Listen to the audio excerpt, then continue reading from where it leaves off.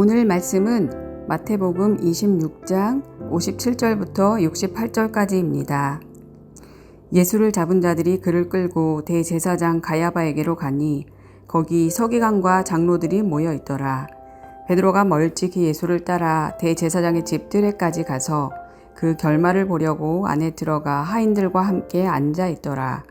대제사장들과 온 공회가 예수를 죽이려고 그를 칠 거짓 증거를 찾음에 거짓 증인이 많이 왔으나 얻지 못하더니 후에 두 사람이 와서 이르되 이 사람의 말이 내가 하나님의 성전을 헐고 사흘 동안에 지을 수 있다 하더라 하니 대제사장이 일어서서 예수께 묻되 아무 대답도 없느냐?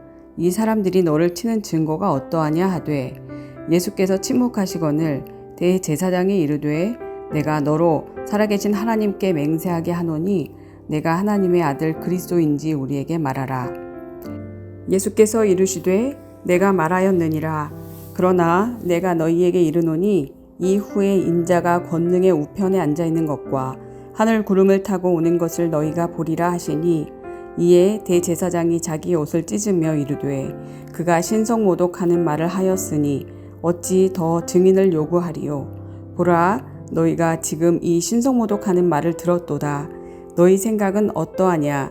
대답하여 이르되 그는 사형에 해당하니라 하고 이에 예수의 얼굴에 침 뱉으며 주먹으로 치고 어떤 사람은 손바닥으로 때리며 이르되 그리스도야 우리에게 선지자 노릇을 하라. 너를 친 자가 누구냐 하더라. 아멘.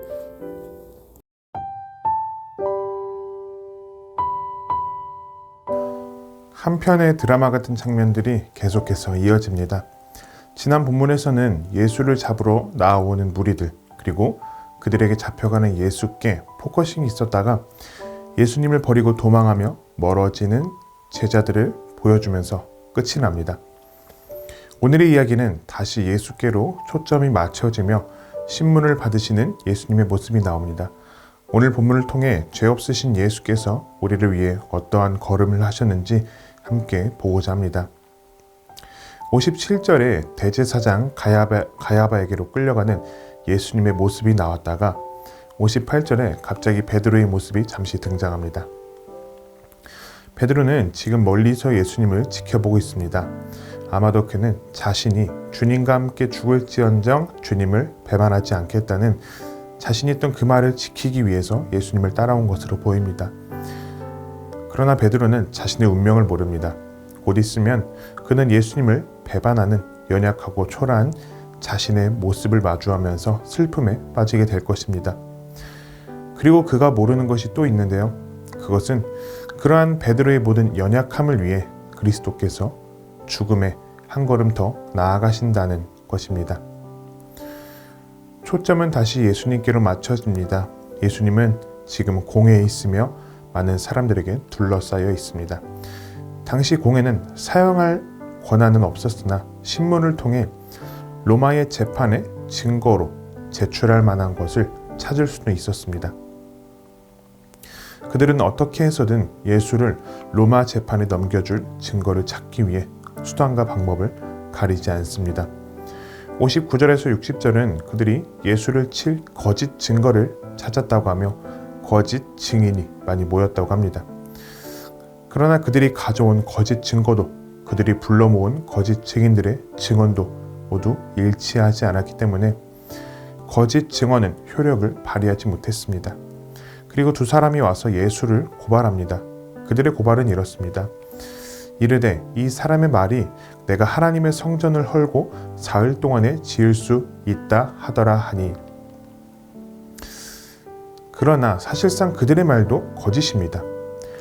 예수님께서 하신 원래의 말씀은 이렇습니다. 요한복음 2장 19절입니다. 예수께서 대답하여 이르시되 너희가 이 성전을 헐라 내가 사흘 동안에 일으키리라. 예수님은 자신이 성전을 헌다고 한 것이 아니라 성전을 더럽히는 자들을 향하여 너희가 이 성전을 헐라 라고 말씀하셨습니다. 그리고 예수님께서는 그것을 사흘 동안에 일으키신다고 하셨는데요. 이때 예수님께서 말씀하신 성전은 예수님의 육체입니다. 이제 대제사장이 예수님께 왜 아무 말도 하지 않느냐고, 이 사람들이 너를 치는 증거가 어떻냐고 묻습니다. 그러나 예수님은 자신에 대한 변호는 하지 않으시고 계속해서 침묵하십니다.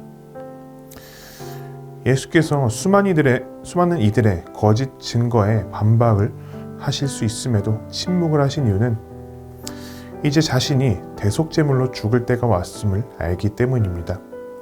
또한 이사야 53장 7절 말씀에 마치 도수장으로 끌려가는 어린 양과 털 깎는 자 앞에서 잠잠한 양같이 그의 입을 열지 아니하였도다 라는 말씀을 성취하시기 위해서이기도 합니다. 예수님은 앞으로도 자신을 변호하는 모든 일에는 입을 열지 않으십니다. 예수께서 입을 여시는 장면은 네가 유대인의 왕이냐고 묻는 총독 빌라도에게 네 말이 옳도다 라고 하시는 마태복음 27장 11절과 본문에 이어지는 64절 두 곳뿐입니다.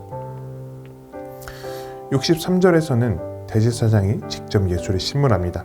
그는 예수께 네가 하나님의 아들 그리스도인지 말하라고 합니다. 그리고 지금까지 침묵하셨던 예수님은 대제사장의 이 말에 드디어 입을 여십니다. 예수께서 이르시되 네가 말하였느니라. 그러나 내가 너희에게 이르노니 이후에 인자가 권능의 우편에 앉아있는 것과 하늘 구름을 타고 오는 것을 너희가 보리라. 이 상황을 실시간으로 본다면 우리는 예수님께서 입을 열지 않기를 바라셨을 것입니다.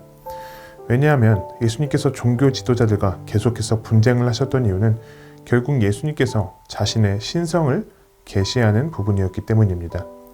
이전에는 비유로 말씀하시거나 그 자리를 피하시곤 했다면 이제 예수님은 담대하게 말씀하시며 더 이상의 숨김이 없이 자신의 신성을 나타내십니다. 예수님께서 이때에도 침묵하셨으면 좋았겠지만 예수님은 더욱더 자신에 대해 말씀하셔야만 했습니다. 왜냐하면 예수는 아버지께 속한 자들을 구원하시기 위해 죽으셔야만 했기 때문입니다. 자기에게 속한 자들을 구원하시기 위해 이제 그는 대속제물이 되어 죽음으로 더 가까이 가셔야만 했기 때문입니다. 예수님의 이 말에 대제사장은 자신의 옷을 찢으며 예수가 신성모독을 했다고 말을 합니다. 옷을 찢었다는 것은 슬픔을 표현한다는 의미를 내포합니다. 그러나 이 대제사장은 옷을 찢음과 동시에 예수를 고발할 증거를 찾아서 기뻐했을 것입니다.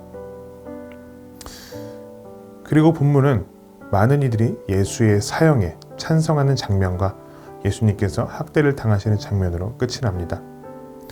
그 자리에 있던 종들이 공회의 결정에 영향을 받아 예수께 모욕적인 일을 한 것이죠. 이 내용에 대해 존 칼빈은 다음과 같이 주석합니다. 그리스도께서 받으신 이러한 능욕은 하나님의 섭리에 의해서 전혀 다른 목적에 사용되었다. 왜냐하면 침뱉음과 주먹으로 치고 손바닥으로 때리는 것을 그대로 견디시며 욕을 당하신 그리스도의 얼굴로 인해서 우리는 죄로 말미암아 일그러워지고 거의 지워져 버린 저 형상을 다시 회복할 수 있게 되었기 때문이다. 오늘 말씀을 통해 우리는 죄 없으신 그리스도를 봅니다. 분명히 그는 죄가 없습니다. 그들의 증거는 거짓 증거였으며 그들이 데려온 사람도 거짓 증인이었습니다. 그들의 완악함은 오히려 그리스도께서 죄가 없으시다는 것을 반증하고 있죠. 죄가 없으신 그리스도께서 스스로 죽음의 자리로 한 걸음 나아가십니다. 그는 자신을 더욱 강하게 계시하시며 그 자리로 나아가십니다. 그리스도께서 그 자리로 나아가심은 하나님께 속한 자기 백성들의 구원을 위함입니다.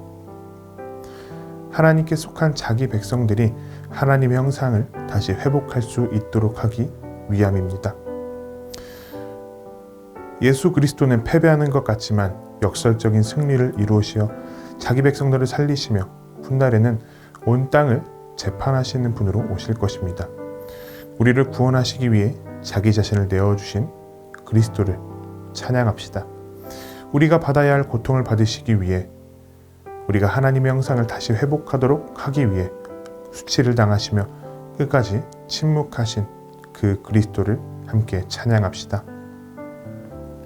오늘 말씀을 생각하며 함께 기도하겠습니다. 우리를 살리시기 위하여 친히 죽음의 자리로 걸어가신 그리스도를 찬양하게 하소서. 오늘도 역설적인 승리로 우리의 삶을 이끄시는 그리스도를 신뢰하게 하소서. 우리에게 생명을 주시기 위하여 죽음을 취하신 그리스도를 찬양하는 청년의 가족이 되기를 바랍니다.